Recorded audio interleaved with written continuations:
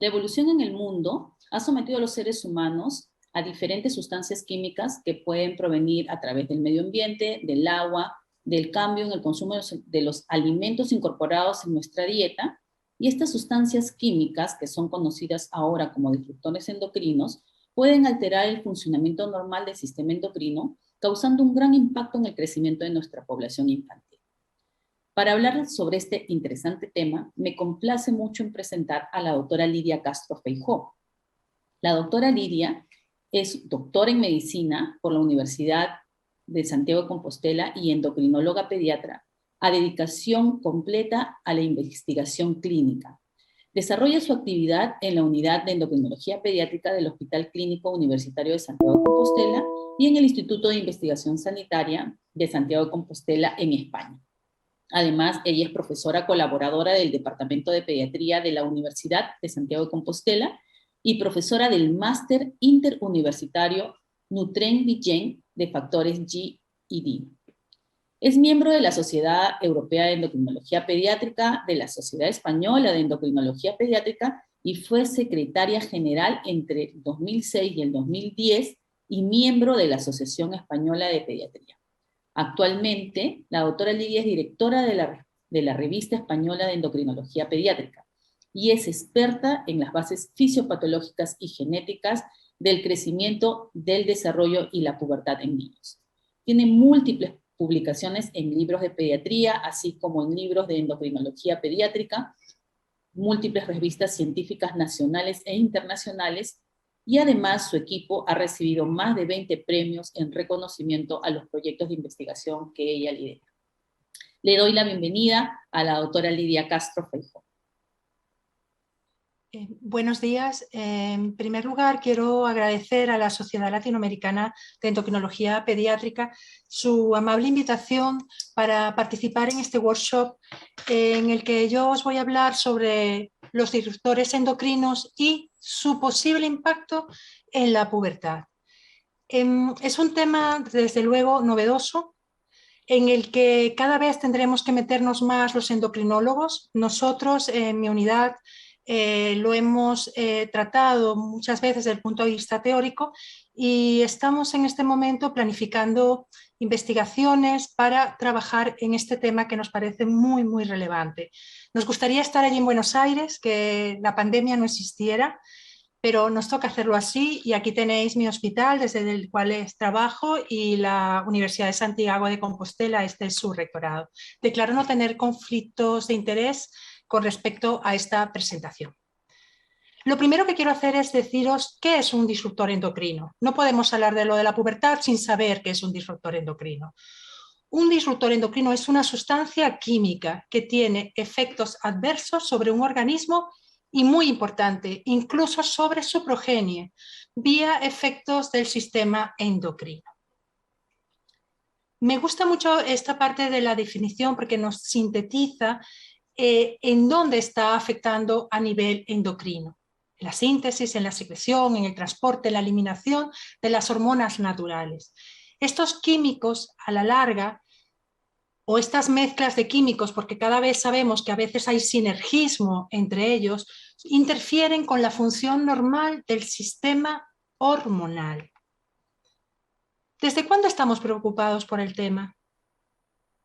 Lamentablemente desde no hace mucho.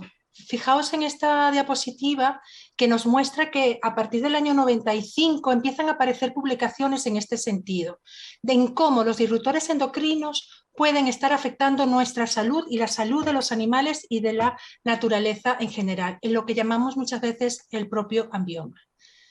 Este prado representa, uno lo ve y dice que es algo precioso, maravilloso, lleno de pequeñas flores. Sin embargo, allí posiblemente existan disruptores endocrinos porque es un prado de una finca en la que hay animales en producción.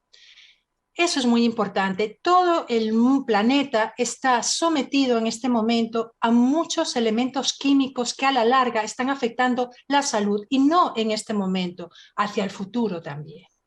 ¿Cómo podemos clasificar los disruptores endocrinos? Pues aquellos que ocurren en la naturaleza de manera normal, como pueden ser los fitoestrógenos, En este caso tenemos, por ejemplo, la soja, y aquellos que son sintetizados, los que más nos preocupan, porque cada vez son más los que encontramos. Tenemos los pesticidas, como os hablé antes en la diapositiva de ese prado tan hermoso, los fungicidas, algunos agentes farmacológicos como el dietilbrestol, que ya sabéis, por ejemplo, que en la década del 70 se utilizó muchísimo y ha tenido consecuencias a nivel de cáncer, el bisfenol A, los plásticos que nos están rodeando de una manera abrumadora, y intentamos, de hecho, controlarlo, siendo una situación muy imposible a veces, donde vemos a veces incluso los mares totalmente contaminados.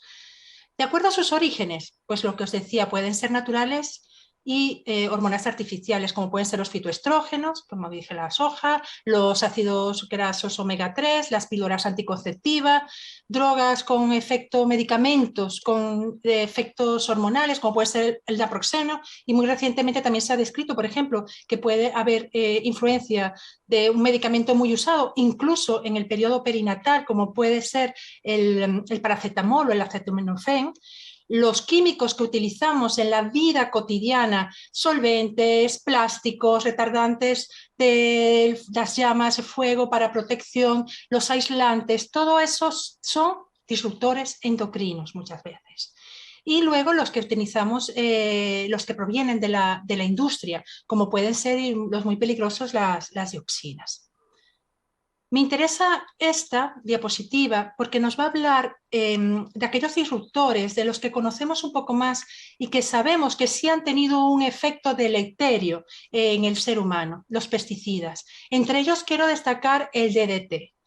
Los que estamos en esta reunión unidos por esta cámara, muchos a lo mejor hemos estado sometidos a este disruptor. Su control es reciente y ha participado sobre todo en América en el control de la malaria, en el control a nivel internacional de las plagas en el campo, y vemos que tiene efectos deleterios en casi todos los sistemas: tiroide, estrógeno, andrógeno, sistema renina-angiotensina, insulina, efectos en el sistema neuroendocrino, reproductivo, cardiovascular y sistemas metabólicos. O sea, que algo que ha ocurrido seguramente hace 4 o 5 décadas pueda tener influencia en este momento actual en nosotros, en los que estamos aquí hoy hablando, y muy posiblemente también en las generaciones futuras. Los productos químicos que utilizamos de manera cotidiana, como los plásticos, muchos productos que tienen que ver con el cuidado del niño. Ya sabemos los biberones que ya se han intentado modificar los plásticos que se utilizan en su uso, pero la ropa, productos de aislamiento de las casas para el frío, todos estos productos, los productos electrónicos, tienen también agentes que pueden desarrollar alteraciones endocrinas. Esta parte es fundamental porque el control en el niño es muy difícil. El niño no solamente tiene el contacto por piel, sino también por boca. Y ahí hay que tener muchísimo cuidado. Y a nivel general, por ejemplo, lo que sería para el mantenimiento de que los alimentos enlatados estuvieran en mejores condiciones que bactericidas, también esos elementos que se utilizan también tienen en muchas ocasiones efectos de este tipo de disrupción endocrina, como comento aquí en esta diapositiva. ¿Cuáles son los más comunes? ¿Cuáles son los que tenemos a mano y que los vemos? Por ejemplo, algunos ejemplos, porque la presentación es breve y tengo que ir un poquito rápido. Tenemos el DDT, como ya comenté, en los pesticidas. Me llama mucho la atención, por ejemplo, los parabenos. Si veis los productos que utilizamos en nuestro cuidado de cosmética personal, shampoos, hidratantes, muchas veces tienen parabenos y es un disruptor endocrino. Y así los fatalatos, el triclosan, todos ellos vemos que están vinculados ya no solo a actividades específicas industriales o agroindustriales, están en nuestra vida cotidiana. ¿Dónde los encontramos? ¿Cuáles son las fuentes? Las fuentes, pues bien, la parte de la agricultura, evidentemente, que es muy atacada muchas veces, pero que debe ser controlada, el uso de los pesticidas, debe haber y crearse elementos para el control, porque realmente tanto la agricultura como la ganadería sufren mucho de todo lo que está ocurriendo y las consecuencias que tiene para el desarrollo de una forma más natural de los alimentos. La industria todos los productos que utilizamos en la cosmética, todas estas son fuentes de diferentes disruptores endocrinos. Por ejemplo, en la industria animal, en la producción animal, hubo una época, y en algunos lugares seguramente continúa siendo, que los animales eran sobrealimentados y se utilizaban sistemas hormonales, hormonas, para ganar peso estos animales. Pues esto pasa al agua, no solo a los alimentos que consumimos, y son disruptores endocrinos muy importantes, a lo mejor muy vinculados a problemas de salud que tenemos actualmente, como podría ser la obesidad o incluso la influencia en las alteraciones de la pubertad. La exposición del ser humano está en todos esos elementos, en lo que comemos, en lo que respiramos, en lo que nos vestimos, en los elementos que están a nuestro alrededor, y a todos ellos estamos expuestos con las consecuencias que ello puede tener.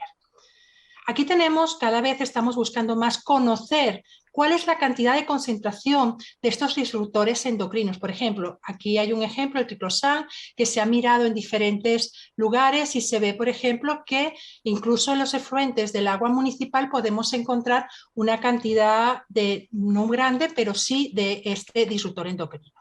Lo cierto es que en ningún lugar vamos a estar salvados de lo que es el disruptor endocrino. Ni siquiera en la selva amazónica, un lugar supuestamente virgen. El mundo cada vez está más conectado. Es como el efecto del caos, el efecto mariposa. Todo lo que ocurre en un lugar tiene efecto en otro. La selva amazónica, pues lo que ocurre en los nacientes de los afluentes de los ríos, pues tendrá influencia en lo que ocurre con la minería, por ejemplo, y nadie está salvado.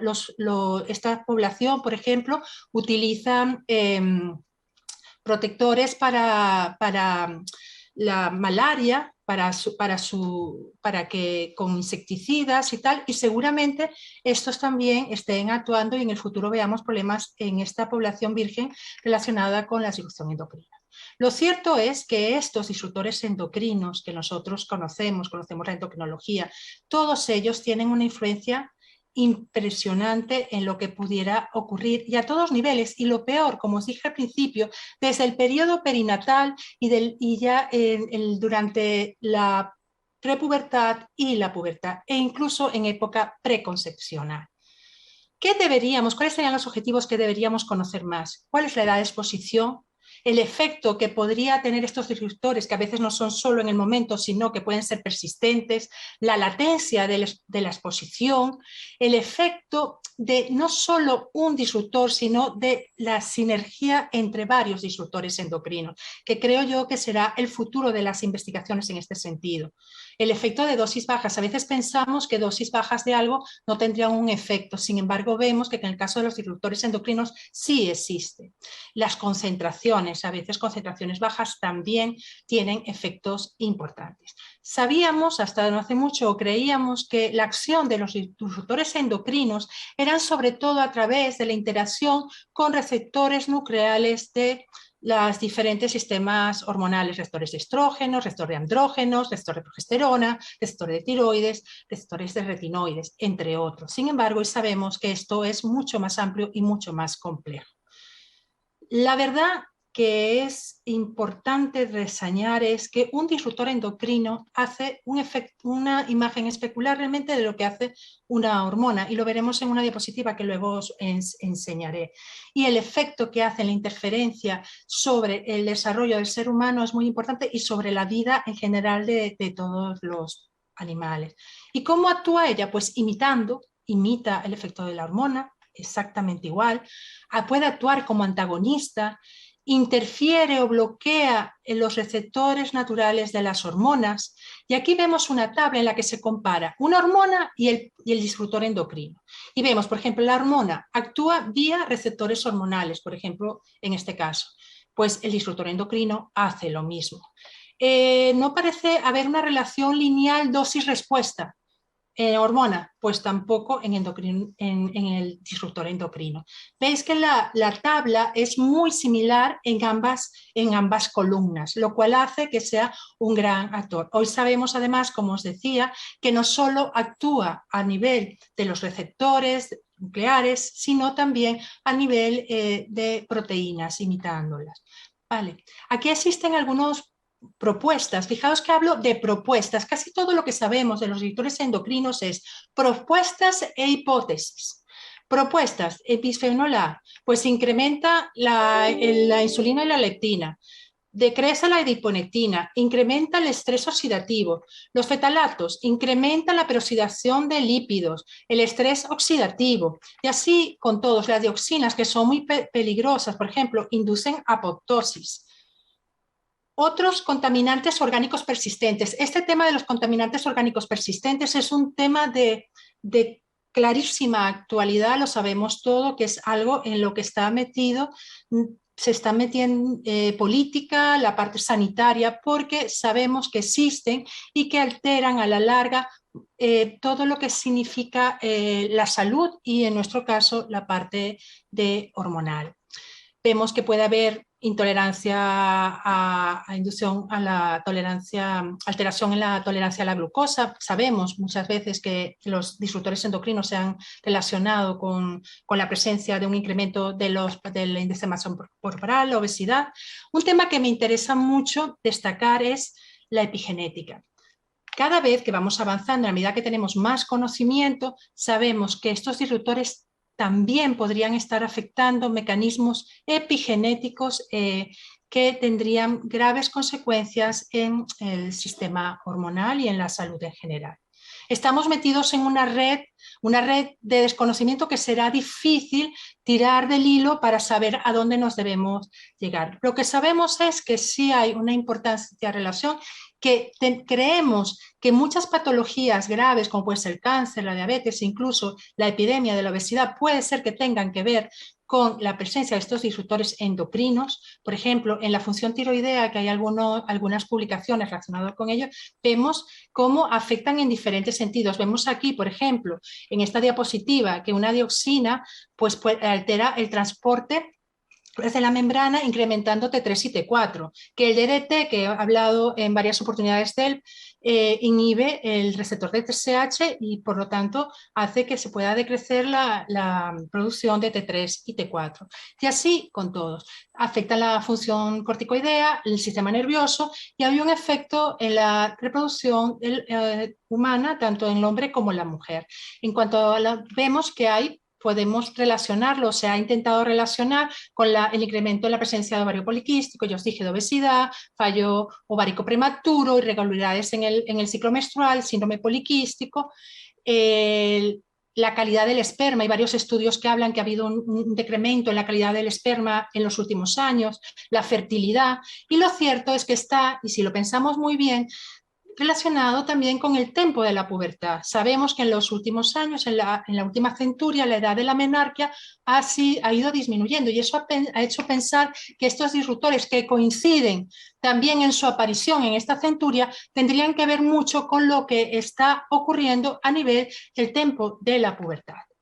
Nosotros conocemos y nos hemos, en los últimos 50 años, intentado conocer mucho de la embriología, de la fisiología, en los últimos 25 de la genética del sistema endocrino, pero ahora, después de entender todo lo que está ocurriendo, o intentar entenderlo más bien, nos metemos en otro mundo. ¿Qué factores pueden estar influenciando en ese tempo de la pubertad, en la aparición y en lo que dura en la pubertad?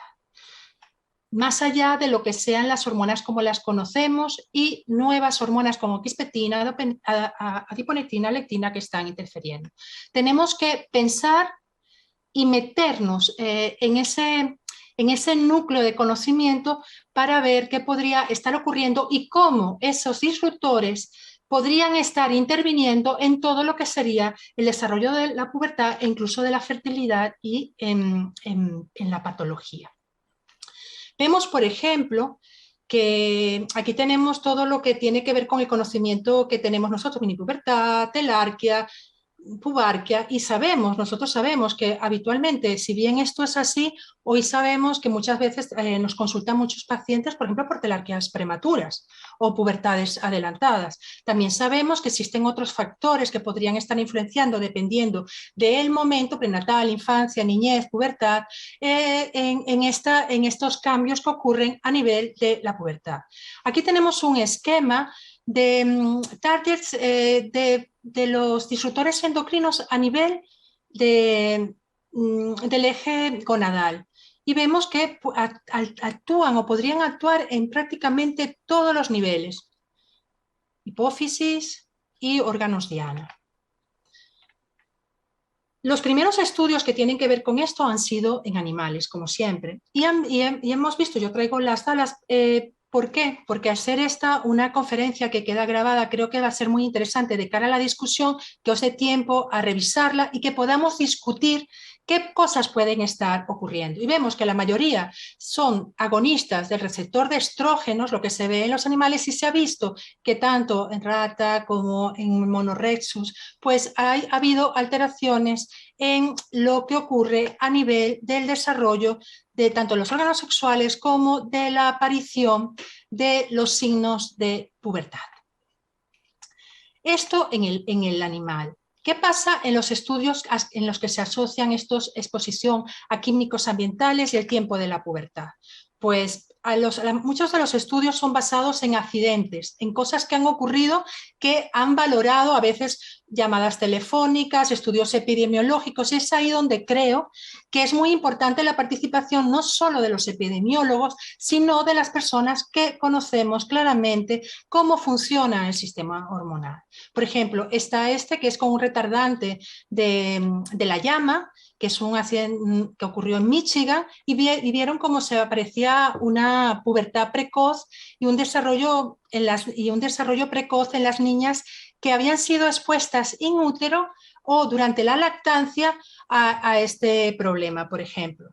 Otro, el DDT, por ejemplo, altas concentraciones fueron asociadas con pubertad precoz en esta población en China, ¿no? Con trabajadoras que tenían que ver con la industria textil.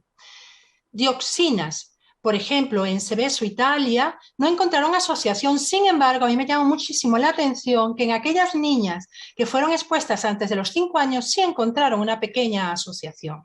Esto, el endosulfán, o sea, están todas las posibles relaciones entre problemas con disruptores endocrinos y el desarrollo de la pubertad.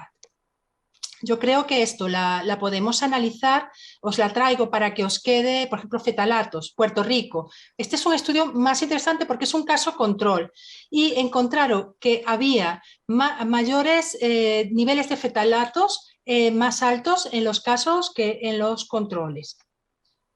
¿Cuáles son las recomendaciones en la investigación y es hacia dónde tenemos que ir? La etiología, tendremos que buscar cómo esos disruptores endocrinos pueden estar afectando. Requerimos para ello estudios bien hechos, estudios planificados, no solo visualización desde el mundo de la vista de la epidemiología. ¿Cuál es la ventana crítica? Cada vez tenemos más idea que dependiendo del momento en que hay el contacto con el disruptor endocrino, hay el problema que se nos puede presentar a posteriori. Los mecanismos, para conocer los mecanismos aún tendríamos que conocer mejor los mecanismos a nivel de la pubertad, cómo se desarrollan y ver cómo estos también son afectados por el disruptor endocrino. Un elemento fundamental es la reproducción y la transmisión a nivel de generaciones. Esto es muy grave porque algo que hemos hecho antes o que estamos haciendo en este momento tendrá efectos muy deleterios seguramente para el futuro. Es muy importante que el clínico, esto no solamente es a nivel de investigación, que los clínicos en nuestras historias sepamos recoger esta información. A lo mejor ya no solo podemos recoger a qué edad fue la menarquia de la madre o a qué edad fue el desarrollo del padre, sino conocer dónde viene esta familia, qué posibles disruptores podrían estar allí actuando e intentar buscar relaciones que den pistas a los que trabajan en la investigación, en las líneas de investigación, a lo que está ocurriendo. Para ello me parece muy interesante esta diapositiva porque nos da idea de los más comunes, los que conocemos mejor y aquellos efectos que tienen sobre la pubertad, para tenerlo como una especie de recordatorio en caso de nuestros pacientes. Dioxinas, por ejemplo, que hablábamos, retardo en el desarrollo de la mama. Parabenos, pues no se conoce, sin embargo, sabemos que están los BPA. telarquía prematura, que como ya comenté es uno de los motivos, a menos en nuestra casuística, bastante frecuente de consulta. Fetalatos, pubertad precoz. Pero también no solo sobre la pubertad precoz, también tenemos que pueden a veces relacionarse con la pubertad retrasada, como pueden ser los piretroides, que es un agonista de los andrógenos. Vemos en esta imagen, que es muy representativa, lo que ha ocurrido en la última centuria. Estamos en el año 2021. En el 1929 es cuando empiezan a aparecer todos estos elementos químicos para un uso muy generalizado. Y a partir de este año vemos, y si veis la diapositiva hacia arriba, cómo ha habido cambios, por ejemplo, donde se han visto, por ejemplo, el 71 es muy importante porque se vio la asociación entre el DES y el adenocarcinoma vaginal. Otro momento importante es en el 2012-2013, cuando estamos viendo que puede haber efectos temporales epigenéticos. Y muy importante es las normativas que se están haciendo a nivel internacional para intentar controlar el uso de los disruptores endocrinos. Habrá que buscar un punto intermedio.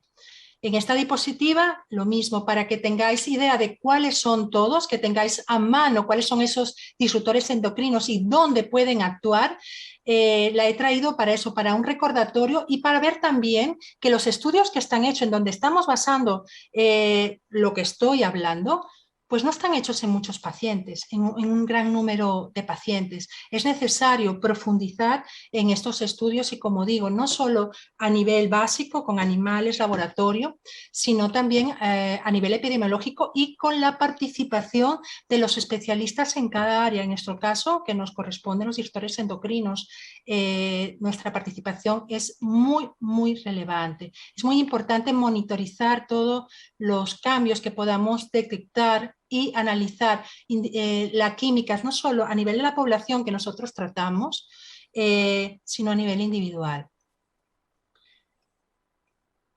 Ya para finalizar, quería dar una mirada al futuro. Habrá un futuro. Estos niños están mirando a este elefante que va discurriendo por esta especie de laguna y la pregunta ¿es posible? Mi opinión, hay que buscar un punto intermedio entre el desarrollo y el cuidado del planeta. Estamos buscando planetas nuevos cuando tenemos que cuidar este planeta y cuidarlo a nivel único. A veces lo estamos viendo con la pandemia actual, nos centramos en focos de desarrollo donde ocurren problemas y en otros focos no. Y este asunto nos conlleva la responsabilidad de todos para que estos niños y las hijos de ellos puedan tener realmente un futuro posible y saludable. Muchísimas gracias y nada, quedo abierta a la discusión que yo creo que va a ser muy interesante y que puede incluso dar ideas de trabajos colaborativos. Muchas gracias. Agradecemos mucho a la doctora Lidia Castro Feijó por su excelente presentación, muy interesante, y ahora damos pase a la sección de preguntas.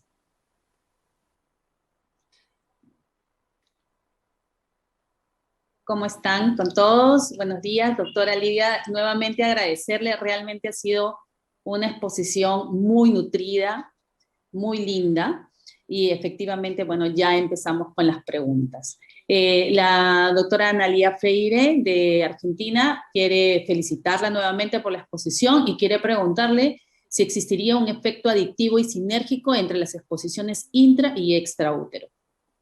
Vale. Bueno, en primer lugar, también quiero agradecer la invitación. Ha sido realmente un gusto.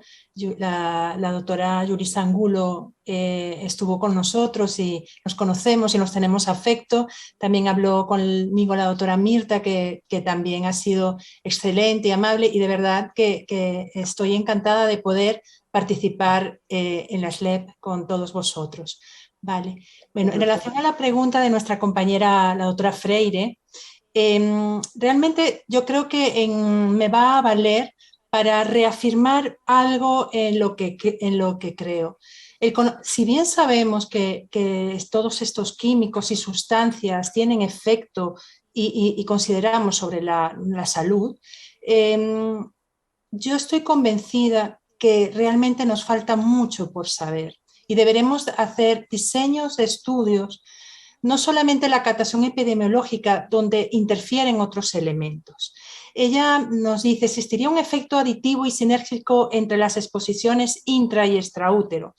Cuando hizo la presentación hablábamos sí que sí había sinergia, lo que no tenemos claro desde luego es si ese aditivo es entre estas dos épocas del desarrollo humano, aunque creo que sí, en base al conocimiento que poseo. Bien, doctora. Y creo que pegada a esta pregunta iría el tema de si hay un tiempo de exposición. Yo sé que han habido pocos estudios, aunque tiene usted una revisión extensa sobre el asunto, y sobre estas revisiones hay una relación de tiempo-efecto con los diferentes disruptores que podríamos nosotros de repente tomar en cuenta, porque claro, también esto conducirá mejor a los estudios en un futuro, ¿no? Saber el tiempo de exposición. Evidentemente, como en todo lo que estemos hablando con químicos, los tiempos de exposición, cuanto más largo sea, si yo vivo en una zona, por ejemplo, donde se está utilizando DDT, pongamos ejemplo que se supone que hoy en día no debe ser. Cuanto más largo sea mi tiempo de exposición, mayor será el daño que tenga sobre mi persona, sobre el niño que está en crecimiento y en el futuro. Yo creo que sí, que evidentemente lo tiene. ¿Cuándo es el momento más importante en la presencia de un disruptor? Yo creo que es como decía la doctora Freire. Yo creo que las primeras etapas de la vida son fundamentales en cuanto a daños tal vez los más graves en este sentido. Perfecto. Nos falta mucho conocer todavía. Fijaos que lo que hay es estudios sobre todo de tipo epidemiológico, donde se relaciona con pubertad precoz, que es lo que más se ha intentado buscar, pero donde tenemos que tener en cuenta que también hay otros elementos, como los nutricionales, otros aspectos que están... Desde el año 1920, que es esa diapositiva que por eso la traje, que es cuando empieza a aparecer todo este mundo de los disruptores, porque claro, estamos en la era industrial, también eso ha provocado grandes cambios en la forma de vivir. Nosotros hoy día, en cualquier lugar del mundo, en vías de desarrollo o desarrollado, podemos comer un alimento que a lo mejor no es propio de la zona donde estamos. O sea, aquí, por ejemplo, en donde yo estoy, puedo consumir a lo mejor un plátano que no corresponde, un plátano, una banana, que no corresponde a la zona donde vivo, es de América. O sea, esos disruptores es que es dificilísimo controlarlo, porque yo no sé lo que está ocurriendo en la plantación donde se está haciendo. Sé que en Europa, por ejemplo, se intenta hacer grandes medidas de control. Os traigo, por ejemplo, un ejemplo, la crema dental, pues se vio que había una sustancia que podía ser un disruptor, tiene que quitarse. Hay ese tipo de controles, pero hay lugares donde no. La ropa que nos ponemos, ¿dónde está fabricada? Justamente, doctora, había una pregunta en referencia a ello, ¿no? Ya usted nos ha adelantado un poco, pero era cuáles son las medidas que toman en otros países que ya tienen unos estudios más habilitados sobre el tema para poder de alguna forma disminuir la exposición a los disruptores, porque sabemos que, a ver, tenemos el tema de los plásticos y los plastificados, de los parabenos en las pinturas que podemos utilizar para el cabello, ¿no? Que todas estas cosas influyen y, como usted bien acaba de decir, van de un lado a otro, porque mientras nosotros compramos productos franceses o de Europa, pues ustedes pueden consumir productos de América. Y en ambos lugares hay un intercambio de estos productos. Entonces, ¿cuáles serían más las medidas de recomendación ya? O si es que se han tomado algunas otras medidas en el lado de Europa, por ejemplo, que nosotros podríamos también replicar en nuestro lado de Latinoamérica, ¿no?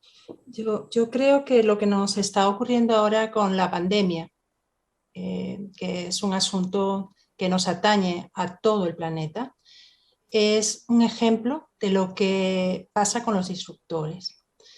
Las políticas que deberían hacerse para el control de estos químicos deberían ser no de zonas del mundo, no de América del Norte, no de Europa, no de Asia, no de América del Sur. Deberían ser políticas internacionales. Tenemos el conocimiento, pero también es cierto, por eso yo decía al final en mi charla que hay que buscar a lo mejor un punto intermedio, porque el desarrollo implica toda esta participación, digo yo, por ejemplo, dioxinas, de todos estos elementos. Pero sí debería haber políticas ambientales y de control en la industria y en la industria agroalimentaria que permitieran hacer un mayor control de lo que está ocurriendo con estos químicos que sabemos que a la larga van a tener no solo acción al nivel del tema que nosotros nos atañe, que es la endocrinología, sino en aparición de enfermedades como puede ser el cáncer. Una compañera veo que ha puesto aquí qué recomendación que va en colación a esto la doctora Mauri. Prácticas a diario a los padres que tienen niños en edad prepuberal.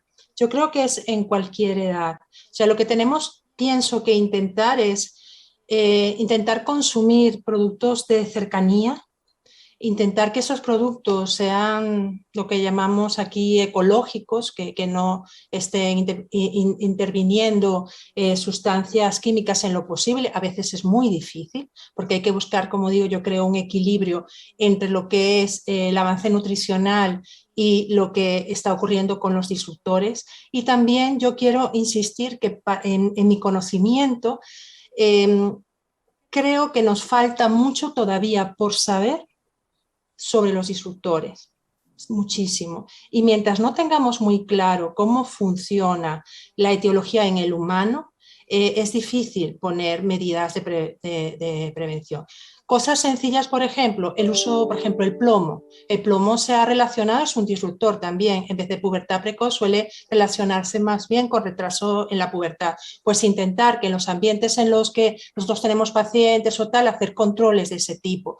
Intentar vivir en un lugar más sano. Pero ya digo, yo creo que esto es muy difícil. Puse el ejemplo de la selva amazónica porque esa población, que es la indígena Yanomami, está totalmente aislada de todos. Sin embargo, allí llegan los disruptores también. Hay una pregunta más, doctora, del doctor Hugo Boquet, que le pregunta, ¿cuál podría ser la explicación o hipótesis por la que algunas niñas bajo influencia de los disruptores endocrinos desarrollan solo telarca precoz y en otras se dispara una pubertad precoz central? Yo creo que esto puede ser que, yo creo que la hipótesis o la explicación podría estar en el momento en que hace contacto con el disruptor, por lo que había explicado en esa imagen de los lugares que todos sabemos donde estaría actuando el disruptor a nivel fisiológico. Seguramente el momento, y creo que también podría tener influencia porque los disruptores también se han relacionado con la obesidad. Entonces también tener que ver un poco en este sentido, ¿no? con sustancias que liberamos o tenemos o retención a nivel de tejido graso. Muy bien, doctora, de verdad, no me queda más que felicitarla. Sé que hay preguntas varias, porque es un tema, como usted ha empezado la exposición, un tema novedoso, pero de mucha importancia porque tiene que ver con el futuro nuestro, ¿no? Con nuestra futura población. Y es para eso una de las funciones importantes que cumplimos como médicos, el poder cuidar nuestra población futura. Yo creo que es importante, Yulisa, el registro de intentar vincular lo que está ocurriendo, como dice el doctor Boquet, intentar ver si hay algún elemento que allí pudo actuar. Y eso nos puede dar pistas de cara a los que nos dedicamos a la investigación clínica. Vale. Ciertamente, doctora. Muchísimas, muchísimas gracias. Un abrazo fraterno a la distancia. Esperamos vernos pronto y de igual manera quiero agradecer a toda la audiencia que hoy nos acompaña por haber estado siempre aquí con nosotros. Muchísimas gracias, doctora. Un beso inmenso entonces. Nos vemos pronto. Muchas gracias. Hasta luego a todos. Un abrazo.